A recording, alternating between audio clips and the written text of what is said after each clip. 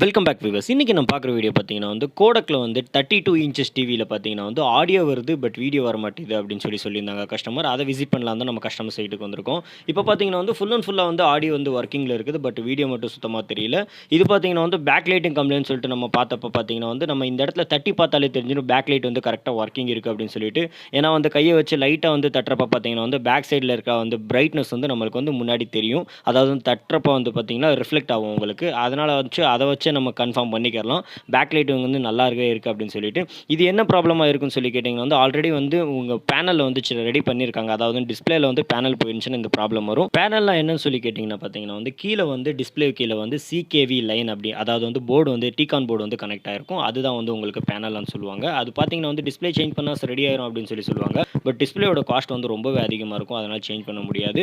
இந்த panel ready பண்ணுறது மூலமாக பார்த்தீங்கன்னா செலவு நம்ம கம்மி பண்ணிக்கலாம். இந்த வீடியோ உங்களுக்கு ரொம்ப யூஸ்ஃபுல்லாக இருந்துச்சு. லைக்